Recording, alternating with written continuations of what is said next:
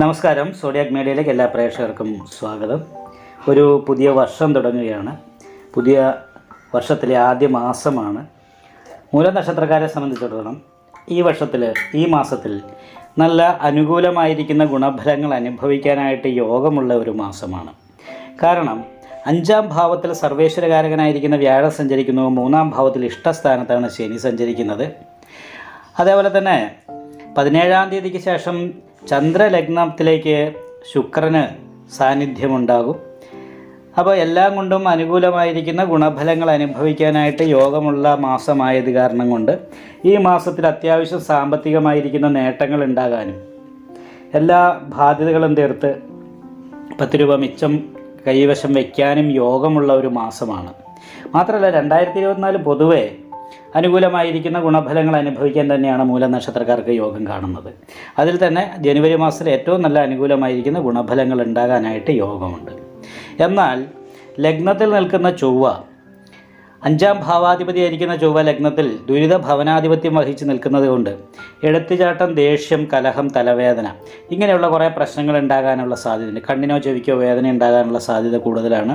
നല്ല ഉദ്ദേശത്തോടുകൂടി സംസാരിച്ചാലും കേൾക്കുന്നവർക്ക് അപ്രിയമായിട്ട് തോന്നാനുള്ള സാധ്യതയുണ്ട്. ഇങ്ങനെ ഭാതൃകദേശ ശൗര്യം എന്ന് പറയുന്ന യോഗമുള്ള സഹായിക്കുന്ന വ്യക്തികളുടെ പെരുമാറ്റം ഇഷ്ടപ്പെടാതെ ഇരിക്കാനുള്ള സാധ്യതയുണ്ട്. അതുപോലെ തന്നെയാണ് വീട് വിട്ട് നിൽക്കാനുള്ള സാധ്യത യോഗമാണ്. വീട്ടിൽ നിൽക്കുന്ന സമയത്ത് വിപരീത സ്വഭാവം, സന്തോഷിച്ചിരിക്കുമ്പോൾ പെട്ടെന്ന് ടെൻഷൻ ഉണ്ടാകുന്ന ഒരു സ്വഭാവവും ഉണ്ടാകാനുള്ള സാധ്യതയുണ്ട്. കർമ്മസംബന്ധമായിട്ട് വളരെ അനുകൂലമായിരിക്കുന്ന സമയമാണ്. കർമാധിപതി സാന്നിധ്യം ചെയ്താണ് നിൽക്കുന്നത്. എന്നാൽ കർമ്മസ്ഥാനത്ത് ഘടനകാരകനായിരിക്കുന്ന കേതു നിൽക്കുന്ന കാരണം തൊഴിൽ മേഖലയിൽ ഇടയ്ക്കിടയ്ക്ക് തടസ്സങ്ങൾ ഉണ്ടാകാനുള്ള യോഗമുണ്ട്. അപ്പോൾ ഇതുപോലെ കുറച്ച് ദോഷഫലങ്ങൾക്ക് യോഗമുണ്ടെങ്കിൽ പോലും അനുകൂലമായിരിക്കുന്ന ഗുണഫലങ്ങൾക്ക് ആധിക്യമുള്ളത് കാരണം കൊണ്ട് തന്നെ ഈ മാസത്തിൽ ടോട്ടലി കൂട്ടുന്ന സമയത്ത് അനുകൂലമായിരിക്കുന്ന ഗുണഫലങ്ങൾ അനുഭവിക്കാനായിട്ട് സാധിക്കും. അതായത് 7ാം ഭാവാധിപതി സാന്നിധ്യം ചെയ്തും പിന്നീട് രക്ഷാസ്ഥാനത്തും വരുന്നത് കൊണ്ട് ദാമ്പത്യ സംബന്ധമായിട്ട് നല്ല അനുകൂലമായിരിക്കുന്ന ഗുണഫലങ്ങൾ ഉണ്ടാകും.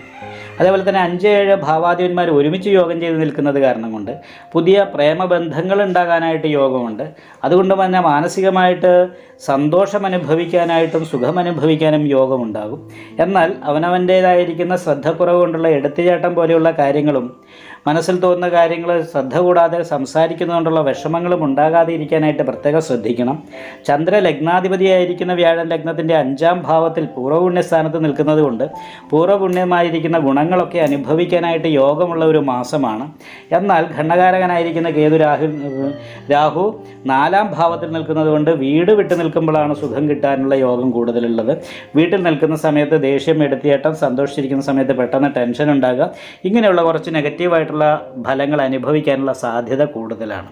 അതേപോലെ തന്നെ കർമ്മസ്ഥാനത്ത് ഘടനകാരകനായിരിക്കുന്ന കേതുവാണ്. ഇടയ്ക്കിടയ്ക്ക് പ്രതീക്ഷിക്കാതെ തൊഴിലിൽ ഇടയ്ക്ക് തടസ്സങ്ങൾ ഉണ്ടാകാനുള്ള സാധ്യതയുണ്ട്.